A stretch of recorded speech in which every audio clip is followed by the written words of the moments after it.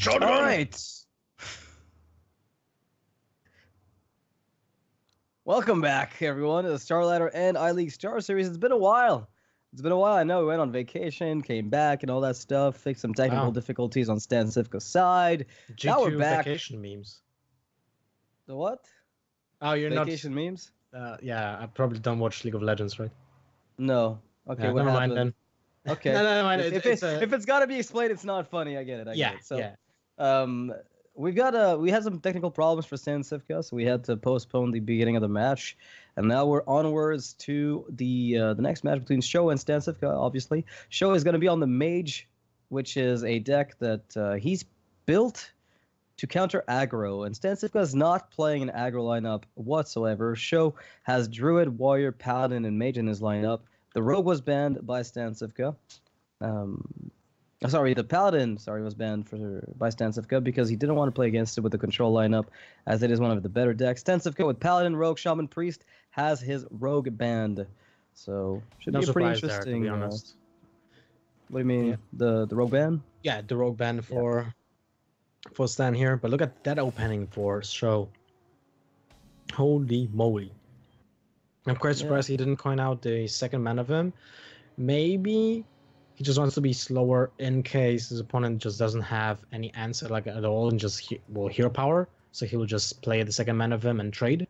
That means he will still have power to use the coin for a turn 6 Violence Portal, an example, which is important in this matchup as well to get on board as soon as possible. And there's only one target for the Frostbolt on turn 2 if he coined out the mana of him, and that will be the Hunter from StanCifka. So maybe that will be the single reason to play it. But other than that, it's an interesting approach because every player has different opinion on this, you know? Yeah, I would always just coin out the Mana Worm. The only thing that punishes you is if your opponent has the removal early to dish the Mana Worms and make them irrelevant. So the problem with the double Mana Worm opener is that if you don't have anything to follow it up, it actually doesn't do very much, right? Where you're kind of going all in on it, and then Paladin goes, okay, choose our champion, kills your Mana Worms, and then what are you going to do with that pressure? It's basically dead. So the purpose of these Mana Worms here, and what they really do, is they help you consolidate a board lead, but Paladin, unless you're able to follow with more of that, isn't really going to be too worried about it. So, still ends up getting the Mana Worm, so could have coined it out, frankly, in this specific instance, but playing around stuff, a little bit different. I think what SjoW accomplished here by not coining out the Mana of him is the fact that it baited StanCifka to play that Pyromancer. Because if that would be the case, 2 Manavers would have been on the board, StanCifka would have kept it. Because drawing just equality is a godsend, right? In that case. Definitely. But if your opponent has only 1 mana of him, and he would need to ping the Pyromancer and trade, that's fantastic as well, because he loses so much time to do that. In case if there are 2 mana of him, StanCifka would just hero power and pass, most likely. So it actually makes a whole lot of sense, to be fair. So I actually like the play if you think about it from the mind games perspective, and as of right now, it looks like SjoW is about to fire off even more pressure. He might get a secret. There's a lot of them in Mage, which will let his Mana Worm get buffed up even more, but no secret. To be honest, it's not bad. It's good pressure with the amount of burn he's got. You're right, yeah, but the Greater Arcane Missile is actually 9 damage. It's almost on the power level of a Pyroblast, especially when you play a deck that is good to control the small minions from the Paladin. Because if he just uses hero power, you can use your own hero power, or just trade down with one of your minions that are on the board. Your minions usually are 3 health minions. You have Arcanologist, you have Valets, Medivh's Valet, right? You have it's already right. Manavem's Arcanologist, Medivh's Valet, and those are the core minions. Yeah, and all of those minions are for 1 or 2 mana, which is very important for board control. So the Greater Arcane Missile is actually a great pickup, especially when you already have Fireball, missiles into a Valet with a secret that you can draw, and then finish it off with the Violence Portal. It's so much damage.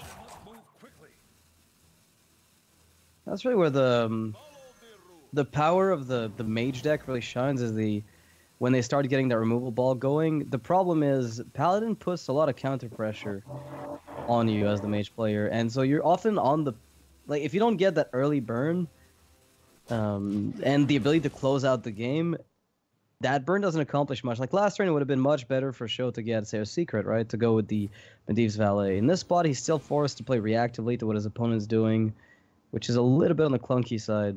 Another greater arc. Okay, maybe things are changing now. Maybe things are actually changing. With this hand, I think we're just winning. I guess that's the thing that will happen. I mean, you have 10-5, 10-6 is Fireball, 10-7 Firelands Portal, 10-8 Pyroblast. You don't even need that Valet at all. Now the mana bind is wasn't really giving you much. It would just enable the Valet and get a useless spell, basically. Consecration doesn't really give you much. It's a very small reach for the amount of mana that you have to pay. I mean, it will be still 0, but 2 damage for one mana card instead when you can take Pyroblast. It's an obvious choice. How much damage has he got if he aims everything at face? He's got 21, right? Assuming everything goes face, with the extra ping that he gets like one turn of pinging from here on out. Well, if everything goes face, and he has 30.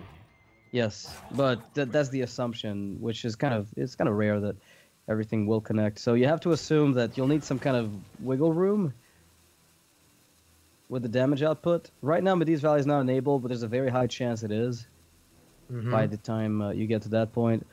Now, StanCifka chose to play Stonehill Defender, which frankly seems like a really good idea, you know, when you don't know what SjoW's hand is. From our perspective, it's looking a little bit more on the Wicker Flame Burn Bristle ASAP side. Yeah, but in this situation, we want to get the healing. I wouldn't be surprised if SjoW just plays the Gluttonous Ooze and Hero Power.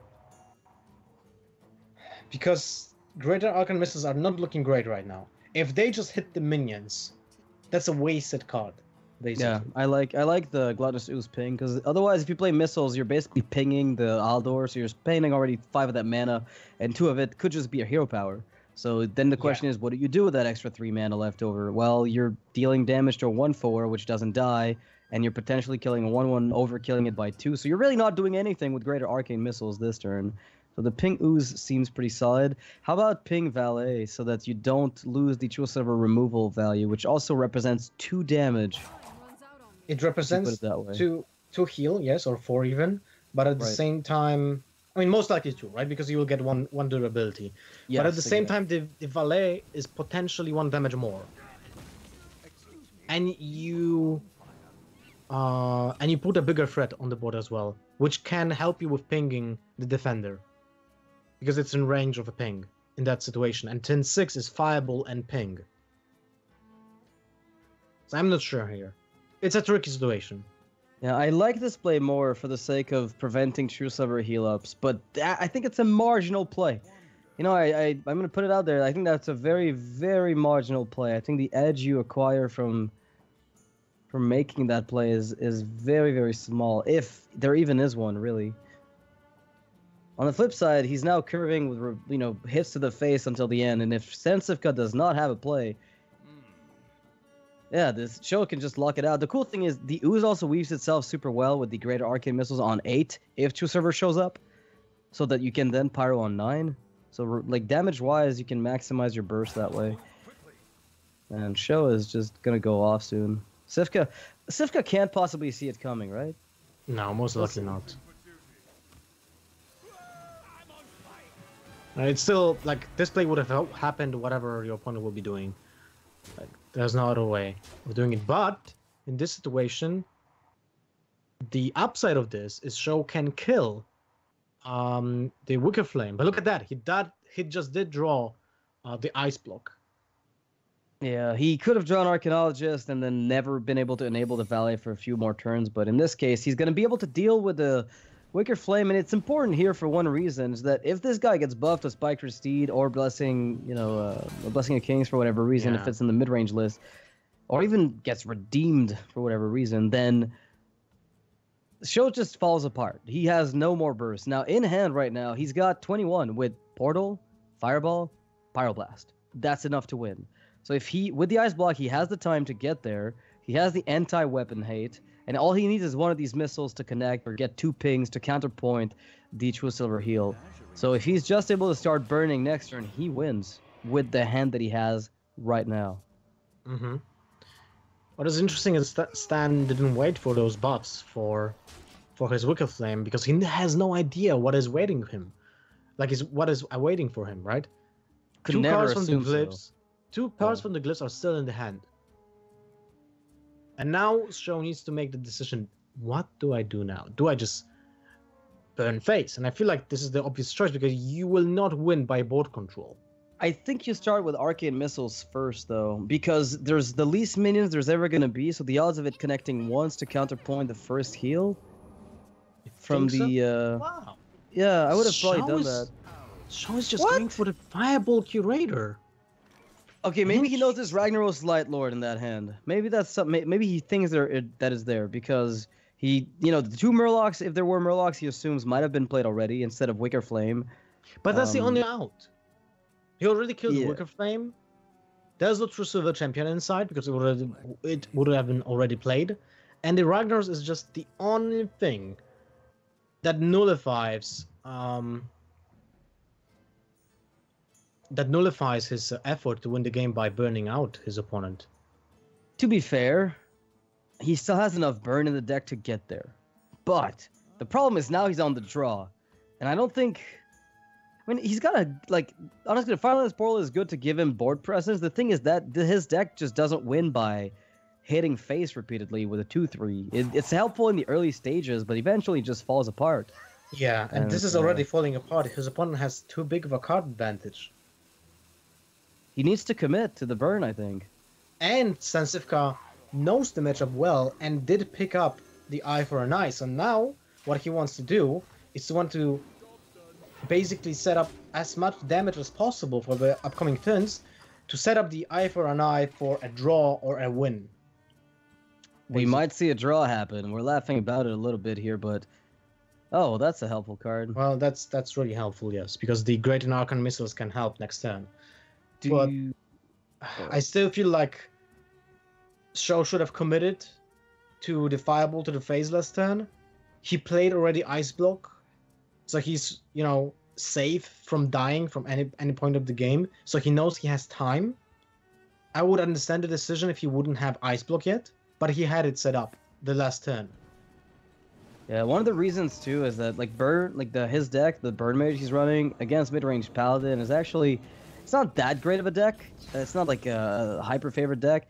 His version is a little bit better at handling aggro or mid-range Paladin with Murlocs because it's running double Volcanic Potion. But that just makes his long-term win rate, I think, decrease. Because all he's doing is kind of weakening Murlocs, weakening Tyrians, weakening Megasaurs. So while he's going to be able to burn the board out a few times, the big question is, does he have enough burn left in the deck to complete his task? And while he does, I think this is slipping away from him a little bit. It's still possible. It is still possible, but we've seen 2 glyphs. You can't just randomly generate Pyroblast anymore, so... And he just used the Greater Arcane Missiles instead of going face for board control, while he had Flame Strike. He can still win this. If he gets the clear... and then he has another Pyro in his deck, he can still win this. So this might not have been his play from his perspective, because he's thinking, I'm too vulnerable to healing, if that's his reasoning, to commit this early. So I'm going to take the slower route, and I'm going to clear his board. I've got the cards in my deck to do that, and I'm going to hope that I can burn him out over time. But now... And it definitely looks like that's what he's doing. I mean, you see he's going to give this True Silver some value. He's really playing an extremely long game. Extremely long game. Well, that looks odd. We'll see how it goes. But he definitely slowed down. Like the way the glyphs did give him the cards, kind of pushed the direction of the game into just one out, which is burning out his opponent. A typical burn deck, right? Yep. But SjoW switched the strategy, use it for board control instead. And which is weird because he picked out Pyroblast as the second glyph, right? And you pick that card only for winning the game, basically, by playing it on your opponent's face. So I'm really interested in what is his thought process in this, and how does he plan, like, winning the game from this point on, because if his opponent plays Ragnar's Light Lords, he most likely loses anyway, because he needs to use the Pyroblast on it. Yeah, sure. It's gonna basically take all his resources left, so he has the choice to go all in. I think he might be playing the value generator of Elise in the deck, which would push him a little bit over the edge in terms of resources, or push him a little bit further. But there's Alexstrasza to really set up the burn turns. Oh, he picked up Alexstrasza right now, so that's definitely what he was digging for. It's 6 damage. It's basically the fireball that was used on the Curator. Yeah, but that's exactly why he wasn't in a hurry to burn face right away. He was thinking, I can just Alex later. There's no rush. Well, what if he just gets everything? The Alex in the last cards, right? Fair enough. But anyway, we'll see what happens, right? It's still fair, like the game. But I understand the reasoning he's going with now. We highlighted the burn plan as one of the. It's obvious for us that you just go for that. But in the traditional sense, his deck is really revolving around Alexstrasza into a burn setup. We've seen it happen repeatedly. And he's got enough damage after Alex right now to do it. So as long as he takes care of this True Silver heal, so it happens before Alex, he can still go Alex into Firelands Portal, into Pyro. Mm-hmm. So he can still get the job done. It's not over. Yeah. Not by a long shot. Second Hydrologist. Now, what do you want to pick up from the second Hydrologist when you already have Eye for an Eye? And you will have to wait with it for a very long time. You need to push for some of the damage. Unless you just play the second, the first Eye for an Eye right now, when your opponent will play a Fireball at some point on your face, or even a Frostbolt that gives you 3 or 6 additional damage, and you will have another push because of that. Also, Redemption's still fine as well. I really like just playing the Murloc package now while you still can to extract value from that Megasaur. The big worry, of course, is going to be if there's AoE, because SjoW is running, as we spoke of, the double Volcanic Potion list, and that's not really likely to make your board stick. So there's limited pushes for those Murlocs to really find time to do anything, and it is indeed the Elise list. SjoW playing the value cards in the deck is going to have even more card advantage later on. That's what he was hedging his bets on. We get it now. It's really clear. It's clearer and clearer what he was going for now that we see how the deck pans out. He's playing a value war against a Paladin, which is bold. Interesting that Stan didn't play the War Eater first. The Hydrologist was up on the turn as a first play, which is odd. No. Yeah. He played it first because he didn't have the Redemption in hand yet. So yeah. Yeah, it wasn't drawn yet. It's totally understandable. But since you're likely to find Getaway Kodo or Redemption, maybe playing it first is still okay. There are only going to be 2 secrets left out of it, right? So you'd have to get the worst case scenario to happen to not return that War Leader. All right, here we go. Megasaur finds the most value he'll ever find, which is put 1/1s down and hopefully get a little bit lucky. Playing around board clears here, those Volcanic Potions are not going to be useful at all for SjoW going forward, and I getting the weird feeling we're about to see some Alexstrasza happening. This then, right? Yeah. I think so. That's my assumption, but we'll see what he thinks is best. Yep, there we go. Alexstrasza being played. Stan has no heal at all. How much damage can he push? Oh! Lethal? Lethal? Anyone? No? Okay. I'm down for a lethal. Let's see. Wait. Now it's 10 on board, right? There's 11 damage needs to be dealt.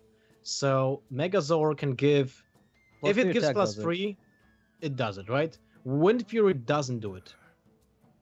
And +1/+1 doesn't do it as well.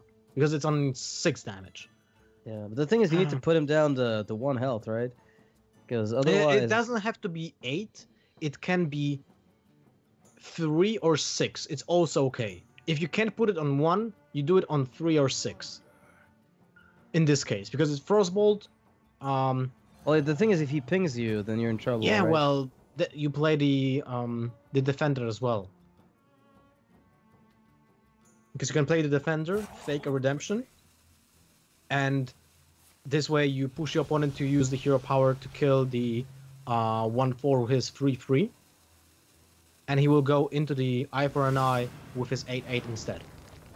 It looks like StanCifka is not going to get the option of pushing this at the moment. He's going to have to make the trade in the Alex and set up a longer game plan. So pop the block next turn if he wants to, push maximum damage, prevent Pyroblast from coming out. He didn't play the eye for an eye. He roved out. He's just dead. Yeah, rest in pieces. He didn't... Okay. Yeah, that's just... he just ran out of time. Dying. Yeah, just ran out of time and died. Didn't get to... I mean, I don't think the eye for an eye in this case was going to win. He had to get the trade off anyway, no matter what. The fact that the Alex was not killed was the bigger issue. And now StanCifka is going to be down to a mechanical problem. When I say mechanical, I'm talking APM level. So, bit of a problem there. Oh, man. This has got to feel very tilting for a player like StanCifka. Well, it happens to people. Sure, but... I mean, you never want it to happen to you. I had a player in my team who was kind of like could have trademarked that, you know? Well, was he rope coach? I'm not sure. Not sure. I don't know. I've heard the name. It's a legend. Something patron. Now, SjoW is on the Druid and Warrior. J Druid and Taunt Warrior for SjoW. So those are two decks that are extremely powerful in their own right, but when you're pitting them against mid-range Paladin, it's a little bit more difficult. J Druid is horrible against mid-range Paladin. I mean, absolutely awful against mid-range Paladin. And on the flip side... it doesn't have a bad draw. Like the J Druid right now. Jade Blossom. Right. Sure. Into Nourish. That's a good point.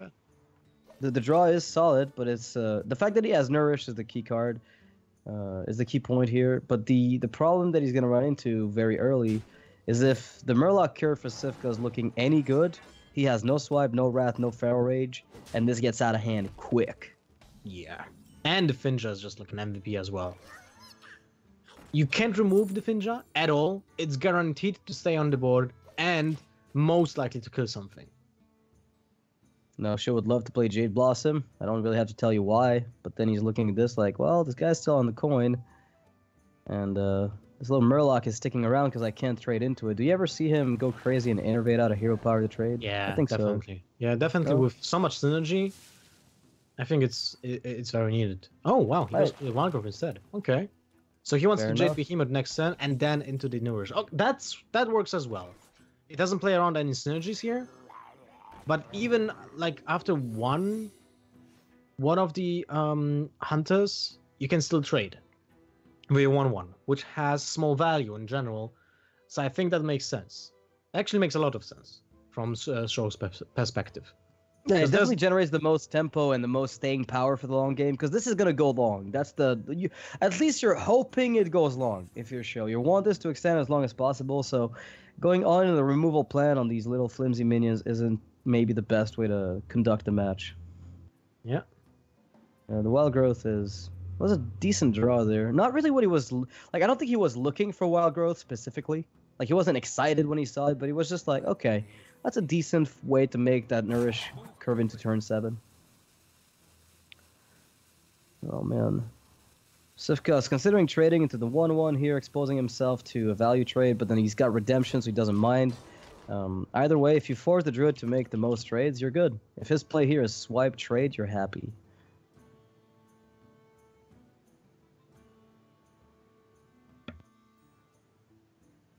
At least it's not Aya Blackpaw.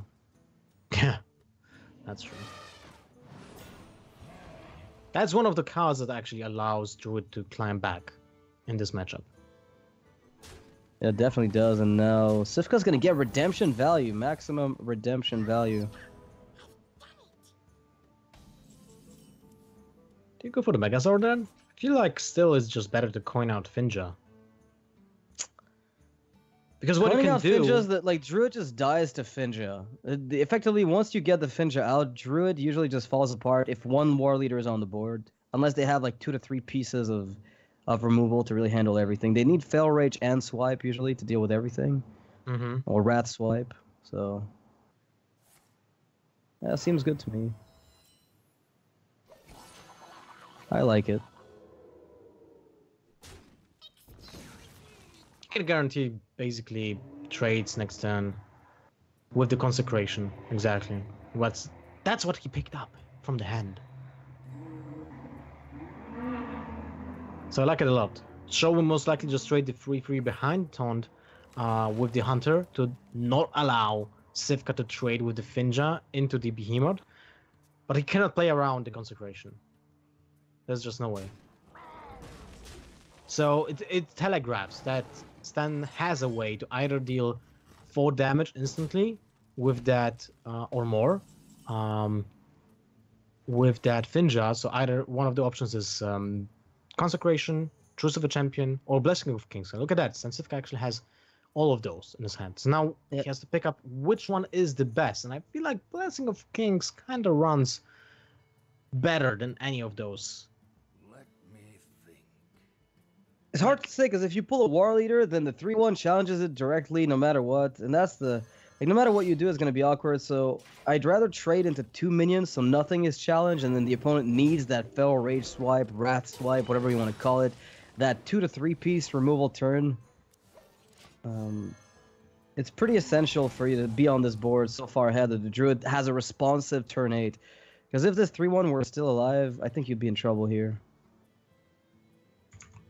Yeah, so I like this line of play by StanCifka, making sure that everything is cleaned up. The Consec and the True Silver were both doing a very similar job, with the advantage here that Consecration does not, True Silver Champion that is, develops a weapon that you can keep using as a tempo swing. And with 6 mana left over, he's even able to play Rockpool Hunter and Blessing of Kings on the remaining Murloc if he so desires. Too bad that the Inquisitor didn't trigger the Battlecry. Like, that would be insane for his Megazord in hand. But still, I feel like the Megazord here is just better than Blessing of Kings. Because you can get almost the same outcome than the Blessing. Fair enough. Because it's +3 attack, an example, right? It's split. And it's developing a body on the board. I mean, Wind Fury is amazing. Wind Fury gets you an incredible synergy with Blessing of Kings next turn. For whichever of these 2 Murlocs ends up surviving. Yes, exactly. That's a great point, yeah. Divine Shield is cute, but it's kind of just... It's a defensive measure, and you've seen already the swipe being played. You're right about the Divine Shield. Divine Shield is great as well, because then you have a good trade with the Blessing of Kings. If you want to push more damage, then you obviously go for the Wind Fury, because you have a bigger synergy with Blessing of Kings. Also, your opponent sees a 5/4 on the board, so probably he will kill... No, in the case if there's Wind Fury, he always kill a Murloc first, so... Yeah. Never mind. Still, though, that Wind Fury was absolutely sick. And SjoW, even though he drew 3 cards with Nourish, but a lot of them were just, like, the 3 of them were just very slow. Gadatan, Aya, Gadatan. Probably the slowest 3 cards in his deck at this point. Luckily for him, the Jade package has already been buffed up, but this is about to get bad. I'm thinking here, should you just ignore the Aya, go for double Peacekeepers, and push for some damage? Because you set up more damage in the upcoming turn by I like just one playing Peacekeeper those. for sure. Yeah. All right. I think pushing 12 with 1 minion is just way too good to pass. Oh, you have lethal with a 2/3, right? Is that lethal? Oh, like you're he's right. got 1 over, Jesus Christ. Yes, I completely forgot that the other one has also 1 fear. I was sure that he's 1 off. Yeah, I was thinking he's 1 off lethal because the one on the right doesn't have it. Never mind that. Gentle Megazord just closes out the game and SjoW's gonna go down. Easy life, Murlocs. Easy life. Never mind that. Why fight the long game when you just got it? When you just got it. Well, 1-1 between SjoW and StanCifka. It wasn't that long, though, this game. That was a very swift game, but mid-range Paladin has this thing where, especially against Jade Druid, it tends to end games fast if it gets the Murloc ball rolling. And that's the reason why it's so favored for the mid-range Paladin. It's extremely favored, actually. It's really difficult for the mid-range Paladin to stabilize. On the other hand, we now have... I don't know if I can make that call, but I'm going to go ahead and say that I think Purify Priest is better than Quest Rogue against Jade Druid. From my experience, it's the single best deck against Jade. Yes, I agree. If you get those, crucial minions like Ancient Water, like the humongous just humongous Razor Leaf, right? Yeah, if you get even Ancient Watcher buffed up twice, I mean that's just enough to get the Druid shaken off, because it takes him a lot of time to ramp up. The Northshire Cleric here is kind of amusing because it gives you a decent turn 2 play, assuming you had nothing else to do. The Druid's not particularly happy about it, but it's probably just better to get that Watcher out ASAP. Ooh, that is pretty cool. Okay. Yeah, just get that one. Just get that guy out on the board. Get the train rolling. He can't kill that guy. He just can't. Make it big enough, they'll just bow down, man. Double innervate into swipe hero power. All right, let's go. One of the things, though, that we're mentioning, Silence Priest is super favored, and that's true. But there's also another element to this, which is if the big minion that the priest is going all in with gets dealt with, oftentimes the priest just loses afterwards because they have nothing else but that one big push. They rarely have 2 or 3 shots at it. Yeah, you're definitely correct, but look at this hand. Humongous Razor Leaf into second Silence. No Purify though, unfortunately. Yeah, call it Silence Priest, I guess, in that case. Feels bad. Oh my god! What are we doing? That's that pretty insane. Awesome. Anti-aggro tech coming up. Man, I still remember the first time I used like Shadow Madness and I wanted to silence my minion that I took. And I was like, that's a sick combo, man. I'm gonna keep the minion. I was like, nope. Yeah, because apparently from a lore perspective, I guess, the way it works is that it makes the minion mad, so it joins your side. And then if you silence it off, it just goes calm again. So it just goes back to the opponent. Something lore. Mechanically, it's really odd in some cases. But it's supposed to make sense. And now, SjoW is going to probably try to ramp up to that Drake, I guess. Do you just double Wild Growth? Or do you Nourish for draw? Man, that sucks. Tell me about both options being awful. Yes, they both suck. I just don't feel like any of those are comfortable. Maybe Wild Growth into Nourish, like Nourish, draw, innervate Wild Growth, but at the same time you can't go into the Primordial Drake then. Oh my god, Lyra right now into Silence. I feel like that's the... Although, maybe not. Maybe just Hero Power into Silence. No, I like the Lyra Silence. I mean, how is he going to deal with a 4-2, a 4-8, and a 3-5? I don't know, man. But you get almost the same outcome with just the heal from the Hero Power. Like, my first instinct was... I mean, you're also digging for that Inner Fire. That's a good point. The dig is definitely a big concern. Looks less awesome, but it's definitely more efficient at finding the lethal. Although, to be fair, Lyra averages out to Inner Fire once every game, at least. when you play enough spells, it's kind of ridiculous. And playing around Primordial Drake here, keeping everything healed up, is also a pretty nice touch here by SifK. Definitely good play, because he saw that there's a reason why SjoW double Wild Growth it, right? The only reason why he would do that would go for an 8-mana minion. Otherwise, it'd have to be a combination of few cards, like an example, Fandral into some combination of double option spells, maybe Auctioneer into Innervate and some spells. But the most probable is actually Primordial Drake, so healing up, adding HP on the Cleric was the natural call here. Yeah, and there's I guess, the rare double swipe, which sometimes punishes you, but it's not that common. And now we can see that the double Cleric can start generating a ton of card draw for SifK, and I have no doubt this card engine is going to carry him. I don't see if there's any other play. And that's fine, right? Yeah, in this deck, yes. I don't feel like there's any backlash. Full Northshire. Now, if he picks up Inner Fire in any of these cards, and he's got 2 draws here. Okay, got another shot at it. Let's go. That's cute. Who was it that ended up using Divine Spirit Powered Shield on their guy and then purified it? I forget. It wasn't a tournament I watched. Like, they just buffed it first and then silenced it off. Really? I forget who it was. can't remember either, man. Oh, but man. we had a It was 420 minion for a high-profile second. event. Alright, nourish into card draw, but we can't really do anything about that for 16 minion. That is just standing there. So Nice swipe, mate. that is awkward. I mean, if there's never an inner fire, if both are at the bottom of the deck, SjoW could Jade up and kill StanCifka's stuff.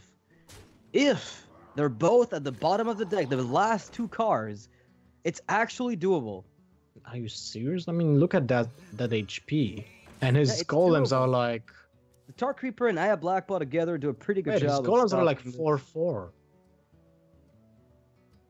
If I I'm just not gotta get the mistaken. Jade Idol engine, man. You gotta get Gadisant, the Jade Idol, shuffle 3, draw 1, spawn, and then StanCifka's back in defense position. But it takes a miracle for SjoW to do this. He's thinking about getting Curator out here with Tar Creeper. Interesting. I actually don't mind that. It gives him the most longevity play, increases the odds of drawing Jade generators, which makes Aya Blackball better by proxy. Also softens up the board before a second Drake, if there is one, which there should be. Okay. Okay, well, this is helpful. Can go for the Purify, and you can get Inner Fire from that random generation. At the same time, I feel like you would sacrifice Acolyte first, before you even play anything. Like, that card draw will give you just one card draw most of the time, right? Yeah, you're mostly going to get only one card, but in this spot, it's more than enough. I mean, you make the biggest... like, the Inner Fire draw here was crazy. I don't think you needed to play Lyra. I think the just playing the Radiant alone was correct. Because you can streak a few spells for cheap. Like, Power Shield number 2, for instance, would be 0 mana. But you're probably always purifying this board. Mind games. Lil. Yeah, I think he should have just started the turn with that. Yeah, if he's gonna play her for the second spell, then you probably start with it anyway. I mean, no, Yeah. I mean with the sacrifice of Acolyte of Pain. Yeah, sure. Because you get more options, right? You see what's gonna happen most likely. But yeah, it doesn't really matter. He's so far ahead. This is just GG for SjoW. Needs to get through the damage though. It's not quite there yet. So we're gonna see whether or not that Lyra can generate a win, because it's not quite the lethal just yet. He's 1 damage off. So if you mind games, there's no charger. It's not worth it. You start with Divine Spirit, pick up Holy Smite. That should do it. You don't even have to heal the minion first. Nah, You no just go need. for Divine Spirit first. Yeah, you we just just have Divine more Spirit cycle. now. Yeah, Have more you just mana. have more Just cycling, right? more spells. Exactly. Okay, we're gonna start with the heal, maximizing efficiency here. Oh, that Well- whole fire would have actually been lethal. Look at that. It would have been lethal indeed, and now he's gonna be a little bit. Still It's doesn't like, matter. how do I lose this game? I lose to Deathwing. If SjoW plays Deathwing, then we're in for a treat. But if otherwise, nah, that was just over anyway. Yeah. 2-1 for StanCifka. StanCifka. Purify Priest takes a game. Nothing new. Against Druid, it's pretty good. Pretty Yeah. good. All right, so we got mid-range Shaman left for Stan, which also runs Spirit Echoes, if I recall correctly. I don't want to lie, but Really? I Let me believe- check that because I can't remember. Too many decks, man. And I- from 1 month like ago. So it has 1 Spirit Echo. You're correct. 1 yeah, so this Bloodlust. is the as well. mid-range Shaman. Mid-range Shaman with Bloodlust and 1 Spirit Echo for the regeneration of Jades, regeneration of elemental stuff that he cares for. More importantly, regeneration of Thing from Below in matchups where those matter. If you can get a few of them for 0 mana, you're good to go. So in this case, the plan of StanCifka will be very simple. Let's play a mid-range game. Play quick, play fast, get those Flame Tongues out, extract value. And don't let the Jades go up fast, because this is a matchup where the Jade Druid quickly outscales whatever StanCifka can do, regardless of his answers. So gotta be aggressive. All right. Well, seems like a good opening to me. Yeah, no wild growth for SjoW. The unfortunate truth for StanCifka though is that jamming this Flame Tongue alone feels a little bit sad. I was thinking about coining out the Flame Elemental, but at the same time, it's so bad just to lose the coin for that with that curve. Like next turn is just Hero Power and Flame Elemental on the left side, of course. And that's a curve though, right? Like with the 4-mana thing from below. Exactly. And that allows you to have a really good play with the coin. So it's tricky to not play that coin because you have instant synergy with that Flaming Totem, but it's just not worth it to lose the to lose the curve. Yeah, and we see SjoW here using a very low value Earthen Scales because in this matchup, Earthen Scales doesn't accomplish much aside from giving you favorable trades. And the only way you lose this match is if the Shaman goes very wide on the board very early and outscales you fast on the board. And with Jade Behemoth, he's going to get that board back no matter what. So as long as he keeps the Flame Tongue trade under control with the Healing Totem trading for value and keeping everything topped off, SjoW should be okay here. So he's feeling probably somewhat comfortable. And he picks up the swipe. Bit early, or is it the trigger time? Because I feel like giving the initiative back to that Shaman. I feel like playing just Behemoth into the 5/5 just feels awkward. Like it gets 5 damage. It's a 3/1 out of the sudden. Maelstrom Portal it completely wrecks you in that situation because you even lose the Auto Golem to the 1/2 that is on the board. In this case, you are able to like almost kill the entire board. It's fantastic. Okay, even so surrender the tempo and give the opponent a chance to develop. StanCifka here could have gone for the value trade, but he's like, you know what? I'm at the point now, and I know that for a fact, where I just need to get in fast. He still gets good value trade with that Maelstrom, setting up, as you said, for that Jade Behemoth. Man, that Maelstrom is going to be sick. If he plays it now, Jade Lightning into Maelstrom is soul crushing. It leaves a 1/1 still, but sorry, a 2/1. Unless you get a charger. Patches, don't does bore. Yeah. Well, that's possible. Man, the moment Hearthstone will have a 1-drop with spell power. That's not bad. Yeah. That's actually a pretty good card against Druid, to be fair. StanCifka is really far ahead on board right now, so it's just a matter of buffing the right stuff, and that's the right stuff. Is it? I feel like it's not really that important here. I would even probably want that. On 8 mana, it's not good. You want it on the 2/3. Yeah. On 8 mana, it's not good. It's the right stuff in the case of like Wrath Blaze and whatnot. Because then he has to commit his face to it, which you're happy about because it takes damage. Yeah. Well, not looking good for Stan in terms of board development, but he gets to play a very wide board with Hero Power, Firefly, the extra Flame Elemental, and the Hex. He can do that if he wants to. And this is the best target for the Hex, right? There's nothing better in this deck. Like if you like, there's Gadgetzan. This sets up better for Jade Lightning value. But for Gadgetzan, you have Jade Lightning. Yeah, I agree. And you have seen one Earthen Scale, and that's usually what happens when you can't kill a Gadgetzan because it has 5 HP. But in case you already have seen one Earthen Scales, you don't have to play around it. Yeah, this definitely feels a bit off. All right. But it sets up the second Fire Elemental pretty well if the opponent has a passive turn, because you assume he's going to take the value trade. Well, that's a good card. That's Jade a Lightning, good card, yes. Genius pretty nuts with Jade Lightning here. It's basically like another Fire Elemental just without the Battle Cry. Yeah. Yeah, that's effectively how it's going to play out. And he's going to have enough mana on the next turn even to play the other Fire Elemental if he needs to. Unfortunately, not going to be able to weave in the Hex and the Fire Ellie because there is an overload cost attached to the Jinyu Water Speaker, which is often not too relevant, but in this case might be. Second Primordial Drag. I guess this one will eat a Hex. Like, I don't see how you get away with not hexing the second Drake. Unless you're looking to eat a big Jade, I don't think that makes any sense, though. I mean, if you're playing the second Fire Alley here, you're setting up for a loss, aren't you? The Aya is like the on target, but Stan is playing with double Devolves as well. This mana tide being protected is absolutely bonkers for Cifka. Yep. Yeah, and this is typical Jade Shaman things. Wow, okay. That double nourish. It's a lot of nourishing. You guys got all the draw in the world.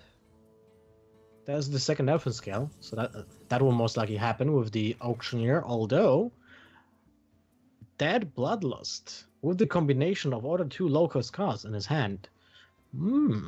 Interesting. I'm getting the weird vibe like the game could end next turn. I haven't done the math, but let's look at it. He's got 10 mana, enough to play Totem, Jade Claws, Fire Alley, biggest board he can possibly put up. We don't see any removal currently in SjoW's hand that's going to be any effective, and there's the most power that StanCifka's had this game. So and with he still dealing 18 is crazy. Yeah. So he will still have draw for the upcoming turn with the Mana Tide Totem. Right, so he's got refueling on the back of that. Kalimos also can deal damage if you just set up an elemental prior to it. So is there lethal on the board? I see 15 connecting the face with an extra... Lethal. Yeah, it's way over lethal because of the... I'll throw that poor guy. You don't even have to play the Evolve because your opponent might actually end up with more taunts than he had. So... Don't be StanCifka. That was quick. That was actually way quicker than I thought it would be. I had anticipated a much slower series given the 2 control lineups, but Cifka's decks, I think, are so quick at trying to win. Like, Purify Priest is actually an aggro deck. Yeah, it's a Priest deck, but it's definitely playing like an aggro deck. Well, it's like a Druid deck, but without Wild Groves. Sure. Yeah, it's trying to just get big stuff out and win right away. And the Shaman had to set up the Bloodlust. Al's trying to get the Flame Tongue aggression in, so it's trying not to go too late, which is, yeah, generally speaking, very fast decks. For mid-range decks, I think they've been doing pretty well. That being said, we'll be taking a... I don't know if we take a short break before the next match. We've got one more to go. It's going to be Zale versus Super JJ. Zale is on the aggro lineup. Super JJ on the more control-y side with another Purify Priest that could also come up to delight us with, massive 32-32s. We've seen that happen before. So I imagine we're going to be taking a short break. We'll be right back, guys. Don't go anywhere for the last match of the day. Stay tuned.